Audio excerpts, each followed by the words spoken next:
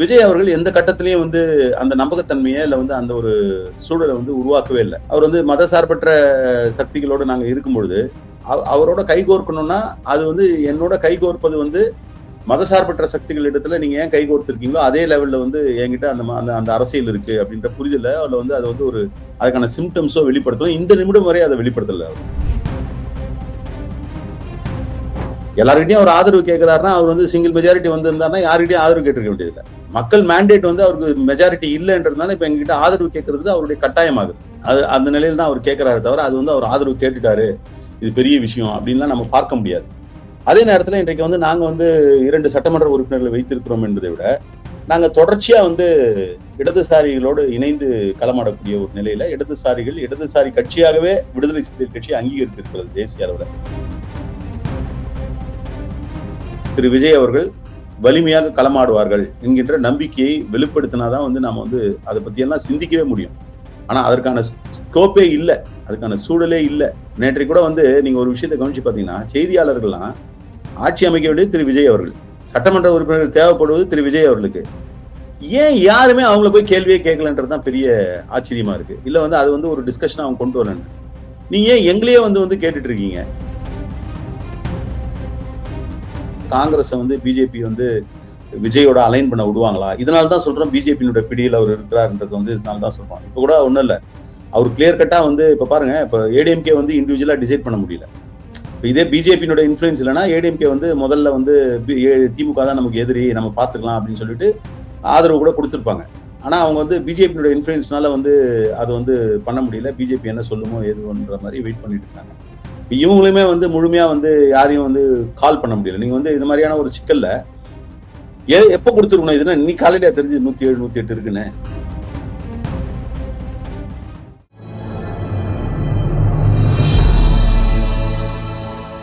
நேரல் கண்முணக்கம். இன்றைய சிறப்பு நேர்காணலில் நம்மோடு இருந்திருப்பவர் முன்னாள் சட்டமன்ற உறுப்பினர், விடுதலை சிறுத்தைகள் கட்சியினுடைய மாநில பொருளாளர், மரியாதைக்குரிய திரு எஸ் பாலாஜி சார். சார் வணக்கம். வணக்கம் சார். இப்போ தற்போது அரசியல் சூழ்நிலை பரபரப்பாக போய்கொண்டிருக்கிறது. உங்களுடைய அந்த மதசார்பற்ற முற்போக்கு கூட்டணிக்கு ஒரு எதிர்பாராத ஒரு அதிர்ச்சிகரமான ஒரு தீர்ப்பை தான் மக்கள் தந்திருப்பார்கள் என்று நான் நினைக்கிறேன். இப்போது ஒரு தனிப்பெரும் கட்சியாக தமிழக வெற்றி கழகம் வந்து வந்திருக்கிறத பார்க்கிறோம். அவர்கள் வெளிப்படையாகவே சில கட்சிகளுக்கு அவர்கள் ஆதரவை கோரி இருக்கிறதை நம்மளால பார்க்க முடிகிறது. காங்கிரஸ் கட்சிக்கும் அவர்கள் ஆதரவு கோரி இருக்கிறார்கள். இன்று காலை இடதுசாரி கட்சிகளுக்கும் அவர்கள் ஆதரவு கோரி இருக்கிறார்கள். பெரிதும் எதிர்பார்க்கப்படக்கூடியது விடுதலை சிறுத்தைகள் கட்சியினுடைய நிலைப்பாடு என்னவாக இருக்கும் என்ற ஒரு விஷயமும் தற்போது அண்மை காலமாக பெரும் எதிர்பார்ப்புக்கு மத்தியில் இருந்து கொண்டிருக்கிறதை நம்மளால பார்க்க முடிகிறது. விடுதலை சிறுத்தைகள் கட்சியினுடைய நிலைப்பாடு என்னவாக இருக்கும்? நீங்க ஒரு இந்த கட்சியினுடைய பொருளாளர் என்ற அடிப்படையில், அந்த கட்சியினுடைய பிரதிநிதி என்ற அடிப்படையில் விளக்கம் தரக்கூடிய இடத்தில் நீங்கள் இருக்கிறீர்கள். முதல்ல வந்து இந்த முடிவுகள் வந்து எதிர்பாராததாக இருந்தது என்பதில் வந்து எந்த மாற்று கருத்தும் இல்லை. அதிர்ச்சி என்பதற்கு ஒன்றுமே இல்லை. ஏன்னா தேர்தல் அரசியலா இருக்கட்டும், மக்கள் பணியில் இருக்கிறதா இருக்கட்டும், எல்லா நேரத்திலையும் ஏதாவது ஒன்றை வந்து எதிர்பார்க்க வேண்டிய சூழலில் தான் இருந்து கொண்டு இருக்கிறோம். நமக்கு ஆதரவு நினைக்கக்கூடிய சக்தியோ எதிர் நினைக்கக்கூடிய சக்தியோ அவர்கள் எடுக்கக்கூடிய நடவடிக்கைகள் வந்து எதிர்கொள்ளக்கூடிய நிலையில் இருக்கும்.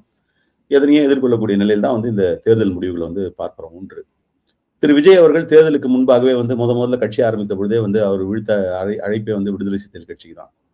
அன்னைக்கு அந்த அழைப்பை வந்து மறுதளித்ததற்கான காரணம் வந்து அந்த அழைப்பு தேர்தல் வெற்றிக்கான அழைப்பு, தேர்தல் வெற்றி தான் எங்களுக்கு முக்கியம் அப்படின்னு நினைச்சிருந்தா அதை சீர்தூக்கி பார்த்து இல்லை வந்து அதை எடை போட்டு பார்த்து ஒரு தேர்தல் முடிவு எடுக்க முடியும். ஆனா விடுதலை சிறுத்தைகள் கட்சி அரசியல் நிலைப்பாடுகளே அப்படி எடுப்பதில்லை. எதை வேல்யூ பண்றோம்னா வந்து ஐடியாலஜிக்கல் வேல்யூவையும் நாம வந்து எடுத்திருக்கக்கூடிய அரசியல் வந்து முன்னெடுக்கக்கூடிய நிலையிலையும் இருக்குமான்றது. விஜய் அவர்கள் எந்த கட்டத்திலையும் வந்து அந்த நம்பகத்தன்மையை இல்லை வந்து அந்த ஒரு சூழலை வந்து உருவாக்கவே இல்லை. அவர் வந்து மதசார்பற்ற சக்திகளோடு நாங்கள் இருக்கும் பொழுது அவரோட கைகோர்க்கணும்னா அது வந்து என்னோட கைகோர்ப்பது வந்து மதசார்பற்ற சக்திகள் இடத்துல நீங்க ஏன் கைகோர்த்திருக்கீங்களோ அதே லெவல்ல வந்து என்கிட்ட அந்த அரசியல் இருக்கு அப்படின்ற புரிதல அவளை வந்து அதை வந்து ஒரு அதுக்கான சிம்டம்ஸோ வெளிப்படுத்தணும். இந்த நிமிடம் வரை அதை வெளிப்படுத்தல. அவர் இந்த நிமிடம் வரை வெளிப்படுத்தல. தொடர்ச்சியா நம்ம எல்லாம் பேசுனதான், டிஸ்கஸ் பண்ணதுதான். பிஜேபியை வந்து கொள்கை எதிரின்ற அளவோடு நிறுத்திட்டு அதுக்கப்புறம் பிஜேபியை பற்றி பேசுவதே தன்னுடைய கொள்கை இல்லை என்கின்ற அளவுல தான் அவருடைய கொள்கை இருந்தது. வெறும் கொள்கை எதிரின்னு சொல்லுவோம். அதை தவிர அவங்க கொள்கையோ அவருடைய கோட்பாட்டையோ அவருடைய செயல்பாடுகளையோ, இன்னும் சொல்ல போனா வந்து தேவாலயங்கள் மீது தாக்குதல் நடத்தப்பட்ட போது கூட அவர் வந்து ஒண்ணுமே சொல்லலை. மக்கள் அவரை ஏற்றுக்கொண்டிருக்கிறார் என்பது மக்களுடைய நிலைப்பாடு. அவங்க ஏத்துக்கிட்டாங்கன்றதுனால வந்து நம்ம வந்து அதை வந்து ஜஸ்டிஃபையும் பண்ண முடியாதுன்றதும் இன்னொரு பக்கம் இருக்கு. அப்ப இந்த சூழல்ல வந்து நாங்க வந்து அரசியல் ரீதியா வந்து அவரோட கைகோர்ப்பதற்கான எந்த வாய்ப்பும் இல்லை என்கின்ற நிலையில் தான் இருந்து தேர்தலை சந்திச்சுட்டாரு. இன்னைக்கு வந்து வெற்றி பெற்றுட்டாரு. எல்லார்கிட்டையும் அவர் ஆதரவு கேட்கிறாருன்னா அவர் வந்து சிங்கிள் மெஜாரிட்டி வந்திருந்தாருன்னா யார்கிட்டையும் ஆதரவு கேட்டிருக்க வேண்டியதில்லை. மக்கள் மேண்டேட் வந்து அவருக்கு மெஜாரிட்டி இல்லைன்றதுனால இப்ப எங்ககிட்ட ஆதரவு கேட்கறது அவருடைய கட்டாயமாகுது. அது அந்த நிலையில் தான் அவர் கேட்கிறாரு தவிர அது வந்து அவர் ஆதரவு கேட்டுட்டாரு, இது பெரிய விஷயம் அப்படின்லாம் நம்ம பார்க்க முடியாது. அதே நேரத்தில் இன்றைக்கு வந்து நாங்க வந்து 2 சட்டமன்ற உறுப்பினர்களை வைத்திருக்கிறோம் என்பதை விட நாங்க தொடர்ச்சியா வந்து இடதுசாரிகளோடு இணைந்து களமாடக்கூடிய ஒரு நிலையில இடதுசாரி கட்சியாகவே விடுதலை சிறுத்தைகள் கட்சி அங்கீகரித்திருக்கிறது தேசிய அளவுல. தேசிய அளவில் நீங்க பாத்தீங்கன்னா இதுக்கு முன்னாடி எல்லாம் வந்து போராட்டங்கள் நடந்ததுன்னா இடதுசாரி கட்சிகள் இணைந்து போராட்டம் நடத்துவாங்க. இடதுசாரி கட்சிகள் இணைந்து நடத்தக்கூடிய போராட்டத்துல முழுமையான இடதுசாரி கட்சிகளா அறியப்பட்ட கட்சிகள் மட்டுமே அவர்களோடு இணைந்து போராட்டம் நடத்தும்.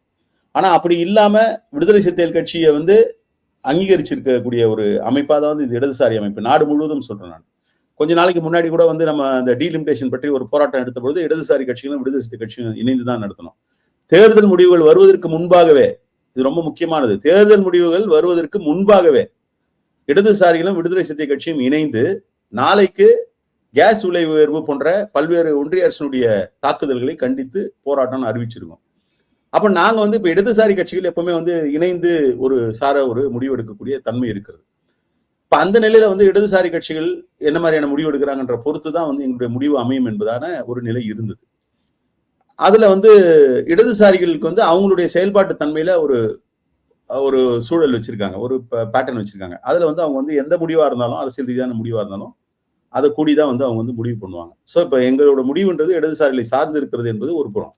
இதற்கு பிறகு என்னன்னா, நேற்றைக்கே கூட வந்து பல செய்திகள் என்ன வந்ததுன்னா வந்து சிபிஎம் தலைவர் மாநில செயலாளர் தோழர் சண்முகம் அவர்கள் வந்து ஆதரவு கேட்டால் நாங்கள் பரிசீலிப்போம் என்கின்ற ஒரு தகவலை வந்து பேசியதா ஒரு செய்தி வெளியானது. உடனே அவர் வந்து ஒரு ட்வீட் போட்டாரு, நான் அப்படி பேசலன்னு ஒரு ட்வீட் போட்டாரு.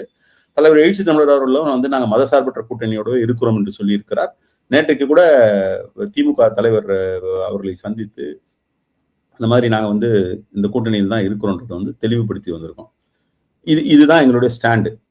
இது இனி ஆஸ் ஆன் டேட்டு ஸ்டேட்டஸ்கோ இதுதான் எங்களுடைய ஸ்டாண்டு. இந்த ஸ்டாண்டுல இருந்து மாற்றம் வரணும்னா எங்களுக்கு வந்து ஏதோ ஒரு வகையில வந்து மதசார்பற்ற கொள்கையிலையும் ஜனநாயக ரீதியான செயல்பாட்டிலையும் நீங்க வந்து ஒன்றிய அரசு குறிப்பா பிஜேபி RSSக்கு எதிரான நிலைப்பாட்டிலையும் திரு விஜய் அவர்கள் வலிமையாக களமாடுவார்கள் என்கின்ற நம்பிக்கையை வெளிப்படுத்தினாதான் வந்து நாம வந்து அதை பத்தி எல்லாம் சிந்திக்கவே முடியும். ஆனா அதற்கான ஸ்கோப்பே இல்லை, அதுக்கான சூழலே இல்லை. நேற்றைக்கு கூட வந்து நீங்க ஒரு விஷயத்தை கவனிச்சு பாத்தீங்கன்னா, செய்தியாளர்கள்லாம் ஆட்சி அமைக்க வேண்டியது திரு விஜய் அவர்கள், சட்டமன்ற உறுப்பினர்கள் தேவைப்படுவது திரு விஜய் அவர்களுக்கு. ஏன் யாருமே அவங்கள போய் கேள்வியே கேட்கலன்றதுதான் பெரிய ஆச்சரியமா இருக்கு. இல்ல வந்து அது வந்து ஒரு டிஸ்கஷன் அவங்க கொண்டு வரலன்னு நீங்க ஏன் எங்களையே வந்து கேட்டுட்டு இருக்கீங்க?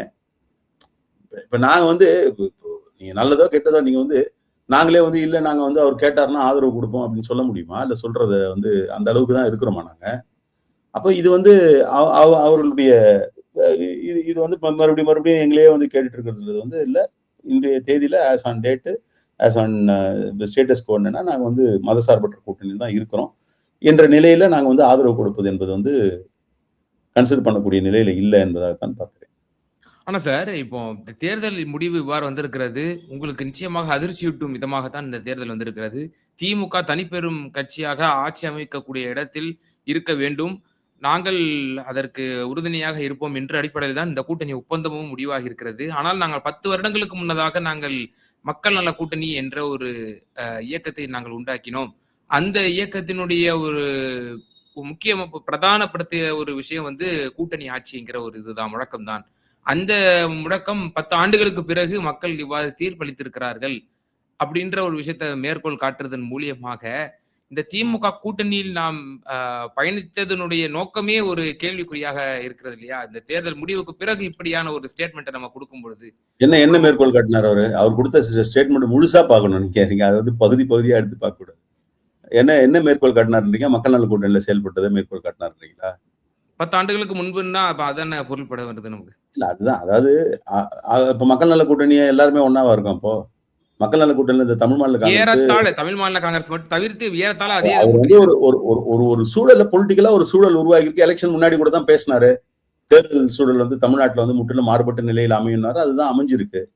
அப்படிப்பட்ட சூழல் அமைஞ்சிருக்குன்னு போது அதை கோட் பண்றாரு. நாங்க வந்து அந்த மாதிரியான ஒரு முயற்சி எடுத்தோம். ஆனா இன்னைக்கு வந்து நாங்க முயற்சி எடுத்தப்போ அதை வந்து மக்கள் வந்து அங்கீகரிக்கல. இன்னைக்கு தெரிஞ்சோ தெரியாமலே அப்படிப்பட்ட ஒரு சூழலை உருவாக்கி இருக்கிறாங்கன்றதான் அதோட உட்பொருள். நீங்க நாங்க மக்கள் வந்து இதை வந்து டிசிஷனா எடுத்து போட்டாங்களா எடுக்காம போட்டாங்களான்றது வேற. பட் மக்களோட மேண்டேட் வந்து இன்னைக்கு நாங்க அன்னைக்கு எடுத்த முடிவுக்கு சாதகமா இன்றைக்கு வந்திருக்கிறது என்பதான ஒரு நிலை இருக்கிறது. அவர் எப்பவுமே ஒண்ணு சொல்லிட்டே இருப்பாரு, கணிந்து வருகிறது, கூட்டணி ஆட்சிக்கான கணிந்து வருகிறது. இப்போ நீங்க பிராக்டிக்கலா இப்படி சிந்திச்சு பாருங்க. இன்னைக்கு வந்து டிஎம்கேக்கு ஒரு செட்பேக் ஆயிருக்கு, ஏடிஎம்கேக்கு ஒரு செட்பேக் ஆயிருக்கு. இப்போ கூட்டணிகள் 2 பேருமே கூட்டணிகள் வச்சுதான் போட்டிட்டாங்க. கூட்டணி வச்சு போட்டிட்டவங்க தோல்வி அடைகிறாங்க. கூட்டணியே வைக்காத விஜய் அவர்கள் வந்து கூடுதலான இடங்களை பிடிக்கிறாரு. அப்ப இது வந்து என்ன மாதிரியான ஒரு சிக்னலை கொடுக்குதுன்னா 2 விஷயங்களை உணர்த்துது. ஒண்ணு வந்து இங்க இருக்கக்கூடிய இந்த பேட்டர்னுக்கு வந்து சிஸ்டமுக்கு வந்து தொடர்ந்து வந்து இருக்கக்கூடிய பேட்டர்னுக்கு வந்து எதிராக வந்து வாக்களிச்சிருக்காங்க. அதனால தான் திரு விஜய் அவர்கள் வந்து சக்சஸ்ஃபுல்லா வர முடிஞ்சதுன்னு பார்க்க முடியுது. இன்னொரு விஷயம் என்னன்னா, நாங்கெல்லாம் சொன்ன அந்த கூட்டணி ஆட்சி என்கின்ற அந்த கான்செப்டை திமுகவும் அதிமுகவும் ஏற்றுக்கொண்டிருந்தால் இன்றைக்கு அது இருக்கக்கூடிய கட்சியில பார்ட்டிசிபேட் பண்ண கட்சிகளுக்கு என்ன பிரச்சனை வந்தது? பார்ட்டிசிபேட் பண்ண கட்சிகளுக்கு தேர்தலுக்கு முன்னாடி சீட் ஷேரிங்ல பிரச்சனை வந்தது. சீட் ஷேரிங்ல ஏன் பிரச்சனை வருது? நம்பர் ஆஃப் சீட்ஸ் ஷேரிங்ல ஏன் பிரச்சனை வருது? இப்ப கேரளால குறைந்த எண்ணிக்கையில வந்து முஸ்லீம் லீக் இருந்தாலும் அமைச்சரவையில் பிரதிநிதித்துவம் கொடுக்குறாங்கல்ல. அப்போ நீங்க வந்து நம்பர் ஆஃப் சீட்ஸ்ல வந்து எப்ப காம்ப்ரமைஸ் பண்ணுவாங்க ஒரு கூட்டணி கட்சி? அதிகாரத்தில் பங்குதான் அமைச்சரவையில வந்து. அப்போ உங்களுக்கு அந்த இஷ்யூ வந்திருக்காதா? ஓகே. அப்போ இப்ப அது வர ஆரம்பிச்சதனுடைய எதிரொலியா வந்து பல்வேறு விஷயங்கள் வந்து ரெப்பர்கஷன்ஸ் வந்துதா? அப்ப இப்ப வந்து இப்ப விஜய் வந்து யாருக்கு பங்கு, யாரு வந்து கேபினெட்ல சேர்த்துக்கிறாரு, இல்ல வந்து யாரை வந்து கூட்டணியில சேர்த்துக்கிறாருன்றதெல்லாம் கொஸ்டின் மாதிரி. இப்ப நெக்ஸ்ட் கட்டம் எங்க போகுது அரசியல்? கண்டிப்பா இது வந்து அதை நோக்கிதான் போகுது. இப்ப நீங்க ஒன்ஸ் வந்து யாரோ ஒருத்தர் அவர் வந்து அதிமுக கூட்டணியில் இருக்கவங்களோ இல்ல வந்து அதிமுகவையோ வந்து ஃபுல்லாவோ உடைச்சோ அவர் வந்து ஒரு கூட்டணி ஆட்சி அமைச்சாருன்னா அடுத்து இப்ப இன்றைக்கு வந்து அடுத்த தேர்தலுக்கான கட்டாயமா என்ன மாறுது? திமுக அதிமுகவுக்கான கட்டாயமா வந்து கூட்டணி தொகுதி பங்கீடு என்பதை கடந்து கூட்டணி. இதுதான் வந்து எழுச்சி தமிழர் சொன்னார் எலெக்ஷனுக்கு முன்னாடி. அதுக்கான காலம் கனியும்னாரு. அந்த காலத்தை வந்து மக்கள் கனிய வச்சிருக்காங்க. அதை வந்து அவர் ரிமைண்ட் பண்றாரு தான் அதை பார்க்கணும். இப்போ இனி வரக்கூடிய காலங்களில் ஆட்சியில் பங்கு, அதிகாரத்தில் பங்கு என்கிற ஒரு விஷயம் வந்து அதை தவிர்த்து நம்ம பேசவே முடியாது. அதை நோக்கிதான் தமிழக அரசு இனி இருக்க போகிறது. அது மக்கள் செயல்படுத்தியும் காட்டிவிட்டார்கள் என்று திருமாவளவன் அவர்கள் ஒரு முற்போக்கு சிந்தனையோடு ஏற்கனவே அதை முழங்கிவிட்டார். அதை செய்ய தவறியதனால் இந்த விளைவு ஏற்பட்டிருக்கிறதுன்னு நீங்க சொல்ல வரீங்க. அப்படி எடுத்துக்கலாம். நீங்க வந்து அதை வந்து அந்த இது காலை வந்து நீங்க வந்து மேக்னானிமஸா, ஏன்னா இங்க வந்து இருந்தா திமுக அதிமுக இருந்த மனநிலையில வந்து அது வந்து ஏற்றுக்கொள்ளக்கூடிய மனநிலையே இல்லை. நீங்க இன்னும் கூட ஒரு முக்கியமான விஷயம் என்னன்னா, புதிதா வந்து ஹங் அசம்பிளி தமிழ்நாட்டுக்கு வந்தது போல பேசிட்டு இருக்கோம்.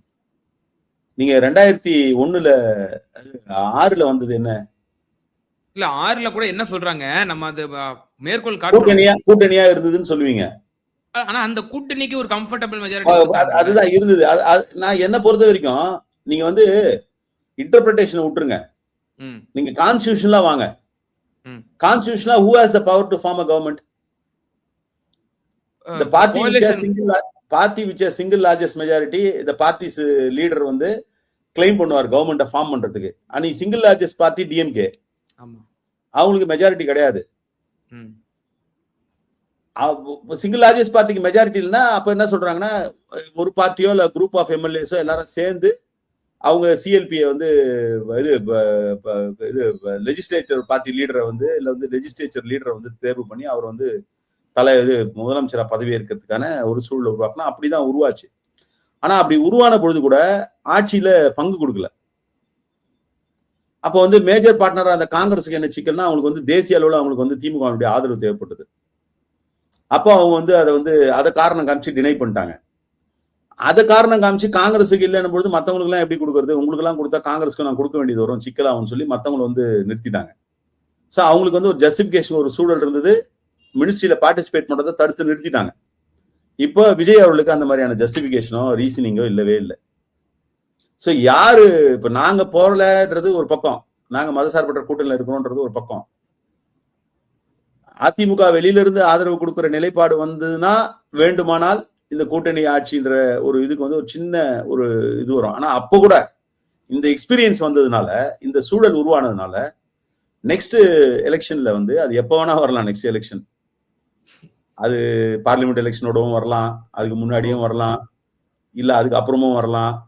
சரிங்களா? அது எப்போ வந்தாலும் the state has gone towards coalescence government. That is the message.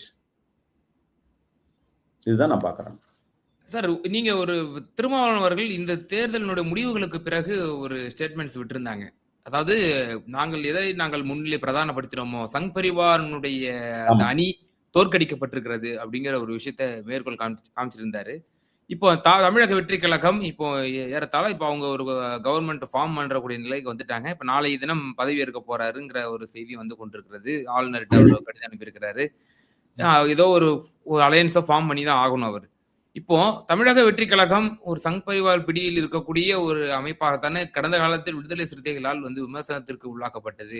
இதே எழுச்சி தமிழர் திருமாவளவன் அவர்கள் கடந்த காலகட்டத்தில் RSS பெற்றெடுத்த பிள்ளை திரு விஜய் என்று எல்லாம் ஒரு ஸ்டேட்மெண்ட் விடதானே செஞ்சிருக்கிறாரு. அப்போ விஜயுமே வந்து சங் பரிவாரனுடைய ஒரு கைப்பாவையை தானே இந்த ஆட்சியை நடத்த போறாரு. அப்ப அவருமே ஒரு அழித்தொழிக்கப்பட வேண்டிய சக்தி தானே from VCK point of view. இதுல வந்து இன்னொரு பார்வை வந்து நம்ம பார்க்க வேண்டியிருக்கிறது. நீங்க வந்து ஒரு பார்ட்டி வந்து உருவான விதம் இருக்கு இல்லையா? இப்ப வந்து பிஜேபி வந்து உருவான விதம் வந்து பிஜேபி வந்து ஓவர் நைட்ல வந்து மோடியோ அமித்ஷாவோ வந்து ஒரு கட்சியா ஆரம்பிச்சு ஒரு தேர்தலை சந்திக்கல. இப்ப திமுக வந்து இன்றைய திமுகவுடைய தலைவர் மதிப்புரிய தளபதி அவர்களோ அல்ல வந்து வேற யாரோ வந்து கட்சியை உருவாக்கி கட்சின்ற ஒரு ஸ்டேஜ், இந்த கட்சிக்கான கொள்கை கோட்பாடுகள் இதுதான்ற மாதிரிலாம் உருவாக்கல. அப்ப இதுக்கு வந்து இதெல்லாம் வந்து என்னன்னா எஸ்டாப்ளிஷ் ஆகி ஒரு பேட்டர்ன்ல வந்து எங்களுடைய கொள்கை கோட்பாடு இதுதான் சொல்லி எஸ்டாப்ளிஷ் பண்ணி இதுதான் சரி ஒரு ஒரு டிஸ்கஷன் மாதிரியோ இல்ல வந்து ஒரு தீர்மானிக்கப்பட்ட நிலையிலேயோ வந்து கொள்கையும் கோட்பாடையும் வந்து வகுத்துட்டு அவங்க வந்து செயல்படக்கூடிய இயக்கங்களா இருக்காங்க. அதை போய் நீங்க வந்து டாப்பிள் பண்ண முடியாது, திருப்ப முடியாது. நீங்க பிஜேபியோட யார் சேர்ந்தாலும் இல்ல பிஜேபி நினைச்சதுன்னா, இப்போ அமித்ஷாவோ மோடியோ நினைச்சாருன்னா பிஜேபியினுடைய ஸ்டாண்டை வந்து மாத்த முடியுமா? ஒரு ஒரு ஒரு சனாதன அப்ரோச்ல இருந்து அவங்க டெமோக்ராட்டிக் அப்ரோச்சுக்கு அமித்ஷாவோ மோடியோ நினைச்சா மாத்த முடியுமா? முடியாது, முடியாது. ஆனா அப்படிப்பட்ட ஒரு முடிவு எடுத்து நிலையில விஜய் அரசியல் பண்ணியிருந்தாலும், பிஜேபியினுடைய சூழல் அரசியல் பண்ணியிருந்தாலும், இன்னைக்கு பிஜேபியினுடைய சூழல் வந்து இன்னைக்கு சரி வராது, இல்ல பிஜேபியினுடைய சூழல் வந்து நல்லது இல்ல அப்படின்னு நினைச்சிட்டு நாம ஏற்கனவே பிஜேபிக்கு வந்து இணக்கமா இருந்ததோ இணக்கமான சூழல் உருவானதோ வந்து நாம எமர்ஜ் ஆகிறதுக்கு தான். இன்னைக்கு நாம எமர்ஜ் ஆயிட்டோம், மக்களுடைய நலன்ல வந்து நாம சிந்திக்க வேண்டிய நிலையில இருக்கோம். மக்கள் வந்து நம்மளை நம்பி வந்து ஓட்டு போட்டாங்க. மக்கள் நம்மளை நம்பி ஓட்டு போட்ட மக்கள் இன்னொரு புறம் என்ன பண்ணிருக்காங்கன்னா முற்றுமாக வந்து ஏடிஎம்கே வந்து புறக்கணிச்சிருக்காங்க. இன்னும் கூட குறிப்பா பிஜேபியை டோட்டலா புறக்கணிச்சிருக்காங்க. அப்ப மக்கள் வந்து நம்மளை ஆதரிக்கிறது எந்த அளவுக்கு மக்கள் வந்து உண்மையா வந்து நம்மளை ஆதரிக்கிறது என்று உண்மையோ அதே உண்மை மக்கள் பிஜேபி எதிர்க்கிறார்கள் வெறுக்கிறார்கள் என்பதும் உண்மை.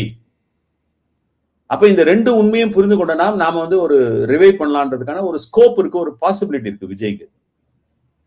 நீங்க அந்த இடத்துல இருந்துதான் இதை சிந்திக்கணும். நீங்க வந்து நாம சொன்ன குற்றச்சாட்டுகளோ நாம சொன்ன விமர்சனங்களோ அனைத்திலும் வந்து அதே இடத்துல தான் நிக்கிறோம். ஆனால் அந்த விமர்சனங்களும் குற்றச்சாட்டுகளும் இல்லை இல்ல வந்து அந்த அந்த நிலையில அது இருந்தது, இப்ப நான் வந்து அதுல இருந்து மாறி வந்துட்டேன்னு செயல்படக்கூடிய நிலையில வந்து விஜய்க்கான ஒரு ஆப்பர்ச்சுனிட்டி இருக்கு. ப்ராபப்ளி அந்த ஆப்பர்ச்சுனிட்டி அவர் பயன்படுத்தி கொண்டார் என்று சொன்னால் நிச்சயமா அதுல வந்து ஒன்றும் பெரிய விஷயமே இல்லை. நீங்க வந்து ஒரு மாறுதலுக்கு உட்படக்கூடிய நம்ம பிஜேபி எந்த காலத்திலையும் தொடர்ந்து எதிர்க்கிறதுக்கு காரணம்னா அது மாறவும் முடியாது, மாற்றத்துக்கான ஸ்கோப்பே கிடையாது. அப்ப அதை எதிர்த்து நின்றுதான் களமாட வேண்டிய நிலையில இருக்கும். திரு விஜய் அவர்கள் வந்து நம்ம வந்து எதிர்த்து எப்ப நிக்கிறோம்னா அவங்க ஒரு ஸ்டாண்ட் எடுக்கும் போது எடுத்து நிக்கிறோம். அந்த பாலிசி இல்ல, இது வந்து இதுதான் என்னது, இப்ப வந்து அவர் வந்து அறுதிட்டு அவர் தான் ரிஃபைன் பண்றாரு, அவர் தான் அந்த பாலிசி மேக்கிங் வந்து கொள்கை முடிவுகள் வந்து எடுக்கக்கூடிய சிங்கிள் பர்சன் டிசிஷன் தானே அது. ஆமா, அவர் லீட் பண்றாரு, அவரோட டிசிஷன் தானே அது. நீங்க இப்ப வந்து அந்த டிசிஷன்ல வந்து அவர் ஒரு மாற்றத்தை கொண்டு வந்து அதுல ஸ்ட்ராங்கா நின்னாருன்னா அதுக்கப்புறம் வந்து அதுல வந்து அக்செப்டன்ஸ்ல வந்து ஒன்றும் பிரச்சனையே இருக்காது. இப்போ திரு விஜய் அவர்கள் வெளிப்படையாக பிரகடனப்படுத்துகிறார், நான் கொள்கை எதிரியை பாஜகவுடன் நான் ஒருபோதும் கூட்டணி கிடையாது, என்னை ஏற்றுக்கொள்ளக்கூடியவர்கள் நிச்சயமாக வரலாம்னு சொல்லி ஒரு ஓப்பன் ஒரு அறைகோல் விடுறாரு, ஒரு ஓப்பனா ஒரு அழைப்பு விடுறாரு. இப்போ அதுல விடுதலை சிறுத்தைகளும் இன்க்ளூட் ஆகுது. இது வரைக்கும் அபிஷியலாக விடுதலை சிறுத்தைகளுக்கு கொடுக்கப்பட்டதாக நம்ம பேசிக் கொண்டிருக்கிற வரைக்கும் வரல, இடதுசாரி தொடர்களுக்கு போய்விட்டது. அப்படி உங்களை அணுகி உங்கள் பிரதிநிதிகளை அணுகி நாங்கள் ஒருவதும் பாஜகவுடன் கூட்டணி வைக்க மாட்டோம், அதேபோல் நீங்கள் பாமக இருக்கக்கூடிய இடங்களிலும் நீங்கள் இடம்பெற மாட்டீர்கள். பாமகவுக்கும் கணிசமான எம்எல்ஏக்கள் இருந்து கொண்டிருக்கிறார்கள். பாமகவுக்கும் நாங்கள் ஒருபோதும் அழைப்பு கொடுக்க மாட்டோம். அது ஒரு சாதியவாத கட்சி. உங்களுடைய பார்வையில் அவர்கள் அதை ஒப்புக்கொண்டு உங்களுக்கு அழைப்பு விடுத்தால் நீங்கள் அதை பரிசீலனை செய்வீர்களா? இது ஒரு ஹைப்போதெட்டிக்கல் கொஸ்டினா இருந்தாலும் நான் வந்து இதை வந்து எப்படி பாக்குறேன் அப்படின்னா, இப்ப விஜய் அவர்கள் வந்து வாய்மொழியா வந்து நான் வந்து எனக்கு கொள்கை எதிரி பிஜேபி தான்ன்றது வந்து தொடர்ந்து சொல்லிட்டு தான் இருக்காரு. ம். ஆனா அந்த வாய்மொழியா சொன்னதை வந்து செயல்பாட்டு தன்மையில வந்து அவர் வந்து எங்கேயுமே வந்து அதை வந்து ப்ரூவ் பண்ணவே இல்லை. தான் வந்து பிஜேபிக்கு எதிரானவர் தான்ன்றதை வந்து ப்ரூவ் பண்ணவே இல்லை. ஒரு அரசியல் இயக்கமா அரசியல் கட்சியை வழிநடத்தக்கூடிய நிலையில இருக்கக்கூடிய தலைவருக்கு வந்து இருக்கக்கூடிய நிலைக்கும் எளிய மக்களா இருக்கக்கூடிய நிலைக்கும் வேற. இப்போ அவர் பிஜேபி எதிர்க்கிறார்ன்ற நம்பிக்கையில தான் வந்து இன்னைக்கு வந்து ஒரு சாரர் சிறுபான்மை மக்கள் வந்து பெரும்பான்மையா வந்து அவருக்கு வந்து வாக்களித்திருக்கிறாங்க. இப்போ திமுக கூட்டணி இருக்கவங்க மட்டும் பிஜேபி எதிர்க்கல, இவரும் பிஜேபி தான் எதிர்க்கிறாரு, அதனால இவர் நமக்கு வந்து பாதுகாவலர் அப்படின்ற நிலையில அவருக்கு வாக்களித்திருக்காங்க. அதை அவங்க செய்யலாம். ஏன்னா அவங்களுக்கு வந்து அவர் மேல நம்பிக்கை இருக்கு, இல்ல வந்து அவர் மேல வந்து ஏதோ ஒரு வகையில வந்து ஒரு பற்று இருக்கு. அந்த பற்றின் அடிப்படையில அவர் சொல்றதை நம்பலாம். இப்ப நீங்க ஒண்ணு சொல்றீங்கன்னா உங்க மேல வந்து எனக்கு பற்று இருக்குன்னா நான் நம்பலாம். இல்ல எனக்கு உங்க மேல அந்த நம்பிக்கை இருக்குன்னா அதை நம்பலாம். அந்த நம்பிக்கைன்றது எப்படி வரும்னா உங்களுடைய செயல்பாடுகள் மூலமா தான் வரும். அப்படிப்பட்ட எந்த செயல்பாடையும் வெளிப்படுத்தாம ஒரு ஓரல் ஸ்டேட்மெண்ட்ல வந்து நான் வந்து பிஜேபிக்கு எதிராக என்னைக்கும் இருப்பேன் அப்படின்னு சொல்லிட்டு, இப்ப நீங்க அப்படிப்பட்ட ஒரு நிலை வந்து ஏடிஎம்கேவே அந்த எங்களை வந்து வந்து அழைச்சாங்க முன்னாடி பிஜேபியோட அவங்க கூட்டணி வைக்கிறது 2024 இல்ல இந்த தேர்தல்ல 26 தேர்தலுக்கு 26 தேர்தலுக்கே கூட வந்து 24 26 கம்பைன் பண்ண மாதிரி தான் கேட்டாங்க. அப்பவே வந்து விஜய் அவர்கள் சொன்ன ஆட்சியிலும் பங்கு அதிகாரத்து பங்கு பத்தி எல்லாம் பேசினாங்க. அப்ப என்ன ஆச்சுன்னா வந்து எங்களுக்கு என்ன ஒரு ஐயப்பாடு இருந்ததுன்னா இவங்க அந்த மாதிரி நம்மளை வந்து கூட்டிட்டு போயிட்டு திடீர்னு நாளைக்கு பிஜேபியோட அழுத்தத்துக்கு பயந்து பிஜேபியோட இவங்க சேர்ந்துட்டு இருன்னு சொன்னாங்கன்னா என்ன பண்ணுவீங்க? நீங்க ஒரு வாதத்துக்கு சொல்றேன். இது வந்து நம்ம தீர்மானத்துக்கு போல ஒரு விஷயத்தை தீர்மானிக்கிறதுக்கு முன்பாகவே இது கிட்ட போலாமான்னும் போதே நமக்கு சில கொஸ்டின்லாம் வரும். அந்த கொஸ்டின்லயே அதை ரூல் அவுட் பண்ணிடுவோம். அது கிட்டே போக மாட்டோம். அந்த மாதிரி இன்னைக்கு வந்து திரு விஜய் அவர்கள் வந்து அப்படி சொன்னார்னா அது வந்து எப்படி வந்து அதை வந்து அக்செப்ட் பண்ண முடியும்ன்றது ஒரு கொஸ்டின் இருக்கு. அப்ப இந்த கொஸ்டின் சம்பந்தமாலாம் வந்து தீர்மானிக்கக்கூடிய நிலையில் தான் வந்து எழுச்சி தமிழர் இருக்காரு தவிர அதை தீர்மானிக்கக்கூடிய நிலை என் போன்றவர் இல்லை. ஆனால் அதற்கான ஒரு பாசிபிலிட்டி இல்லை. அவர் அப்படி சொன்னார்னா அதை வந்து அக்செப்ட் பண்ணக்கூடிய பாசிபிலிட்டி வந்து இயல்பா கிடையாது. அதை வந்து வெளிப்படுத்தணும், காலப்போக்கில் வெளிப்படுத்தணும். இல்லை வந்து அது வெளிப்படுத்துவதற்கான ஒரு ஸ்ட்ராங் சிக்னல் இருக்கணும், இல்லை ஒரு ஸ்ட்ராங்கான மெசேஜ் இருக்கணும். இதெல்லாம் முக்கியமா பார்க்க வேண்டியது. இறுதியான எனக்கு ஒரே ஒரு கேள்விதான் சார். இப்போ விடுதலை சிறுத்தைகளினுடைய பார்வையிலே இப்பொழுது இருக்கக்கூடிய அரசியல் சூழ்நிலை எப்படி பார்த்து கொண்டிருக்கிறது? இருக்கக்கூடிய சட்டமன்ற உறுப்பினர்கள் திமுக தெளிவா இருந்துச்சு, நாங்க எதிர்கட்சி வரிசையில தான் உட்கார போறோம் அப்படின்னு சொல்லி, அப்போ ஒருபோதும் திமுக தமிழக வெற்றி கழகத்திற்கு ஆதரவு தராது. அண்ணா திமுக இன்றைய காலையில வந்து எம்எல்ஏக்களுடைய கூட்டம், அவசர கூட்டம் வைத்திருந்தார்கள். திடீரென்று ரத்து செய்யப்பட்டிருக்கிறது. பல்வேறு கருத்து முரண் எதிரொலியாக ரத்து செய்யப்பட்டதாக தகவல்கள் கிடைக்கப்பெறக்கூடிய விஷயங்கள் நம்ம பார்க்கிறோம். இப்போ இருக்கக்கூடிய உங்களுடைய கூட்டணி கட்சிகள் சரி, அதே போல என்டிஏவில் இருக்கக்கூடிய கூட்டணி கட்சிகளும் சரி, அவர்கள் சில எம்எல்ஏக்கள் வைத்திருக்கிறார்கள். இவர்கள் எல்லாம் இந்த ஒரு ஆட்சி நிலையோடு இந்த 5 ஆண்டுகளை கொண்டு செல்ல வேண்டும் என்ற ஒரு மனநிலை இருந்து கொண்டிருக்கிறார்களா? அல்லது எப்போது வேண்டுமானாலும் பொது தேர்தலை சந்திக்க தமிழ்நாடு தயாராக இருக்க வேண்டும் என்ற மனநிலையோடு கட்சிகள் அணுகி கொண்டிருக்கிறதா? நிறைவான கருத்து. இல்ல, மக்களுடைய விருப்பத்திற்கு எதிராக வந்து நம்ம வந்து எப்பவுமே செயல்படக்கூடிய நிலையில வந்து விடுதலை சிறுத்தை கட்சி கிடையாது. நீங்க ஒருவேளை வந்து அவர் வந்து ஒரு கூட்டணி ஆட்சியை வந்து அமைச்சார்னா, அது யாரோட தயவோட அமைச்சார்னா அந்த ஆட்சி செயல்படணும்னு நினைக்கக்கூடிய நிலையில் தான் வந்து விடுதலை சிறுத்தை கட்சி பொறுத்த வரைக்கும் இருக்கிறோம். இன்னொன்னு, அப்படி செயல்படக்கூடிய ஆட்சி வந்து மக்கள் விரோதமா செயல்படுதுன்னா நிச்சயமா வந்து அதை வந்து எதிர்த்து கேட்கக்கூடிய நிலையில தான் இருக்கும். என்னுடைய பார்வையுமே வந்து அவருக்கு போதுமான ஆதரவு இருந்தது என்று சொன்னால் அதை வந்து முழுமையா வந்து அந்த அரசு கம்ப்ளீட் பண்றதுக்கு விடணுன்றது தான் என்னுடைய பார்வையுமாக இருக்கிறது. அப்படிப்பட்ட ஒரு முடிவை தான் வந்து நாங்க எடுப்போம். இப்ப நீங்க சொன்னது மாதிரி இப்ப அதிமுகவில் இருக்கக்கூடிய குழப்பங்கள்லாம் பார்க்கும்பொழுது இந்த மாதிரி இப்ப அவங்களோட தாட் ப்ராசஸ் எப்படி இருக்குன்னா, இப்ப பிஜேபியினுடைய ரோல் தான் இதை வந்து ரொம்ப ரொம்ப முக்கியமா பார்க்க வேண்டிய நிலையில இருக்கும். நீங்க என்னோட தனிப்பட்ட நிலையில இருந்து பார்க்கும்பொழுது காங்கிரஸை வந்து பிஜேபி வந்து விஜயோட அலைன் பண்ண விடுவாங்களா? இதனால தான் சொல்றோம் பிஜேபியினுடைய பிடியில் அவர் இருக்கிறார்ன்றது வந்து இதனால தான் சொல்றோம். இப்ப கூட ஒன்றும் இல்லை, அவர் கிளியர் கட்டா வந்து இப்ப பாருங்க, இப்ப ஏடிஎம்கே வந்து இண்டிவிஜுவலா டிசைட் பண்ண முடியல. இப்ப இதே பிஜேபியினுடைய இன்ஃபுளுன்ஸ் இல்லைன்னா ஏடிஎம்கே வந்து முதல்ல வந்து திமுக தான் நமக்கு எதிரி, நம்ம பார்த்துக்கலாம் அப்படின்னு சொல்லிட்டு ஆதரவு கூட கொடுத்துருப்பாங்க. ஆனா அவங்க வந்து பிஜேபியினுடைய இன்ஃபுளுன்ஸ்னால வந்து அதை வந்து பண்ண முடியல. பிஜேபி என்ன சொல்லுமோ எதுன்ற மாதிரி வெயிட் பண்ணிட்டு இருக்காங்க.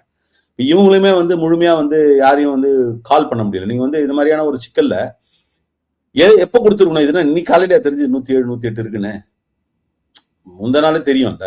அப்போ வந்து ரிசல்ட்ஸ் வரும்பொழுதே வந்து ஒரு கிளியர் கட்டா ஒரு கால் கொடுக்கும். நீங்க கவர்னருக்கு வந்து லெட்டர் எழுதி கவர்னர் விளக்கம் கேட்டு கவர்னருக்கு திருப்பி விளக்கமான லெட்டர்லாம் எழுதுறதுக்கு நேரம் இருக்குன்னா, அப்ப யாருக்காக வந்து திரு விஜய் அவர்கள் வந்து இதை தாமதப்படுத்துறாரு? ஆதரவு கேட்கறதுல இன்னைக்கு காலையில இப்ப நீங்க சொல்லிதான் நான் சரியா கவனிக்கல.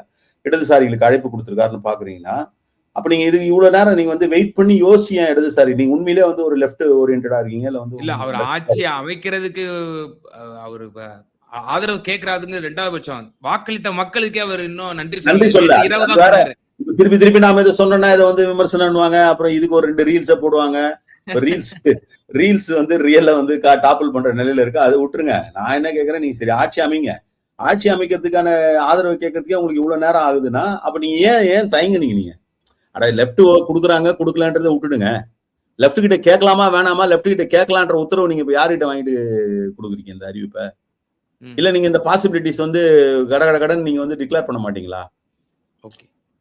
அப்ப இதெல்லாம் இருக்குல்ல. அப்ப இதெல்லாம் தான் வந்து நமக்கு வந்து மறுபடியும் ஒரு தயக்கத்தை வந்து அவர் மேல இருக்கக்கூடிய நம்பகத்தன்மை மீதான கேள்வியை வந்து எழுப்பிட்டே இருக்கு.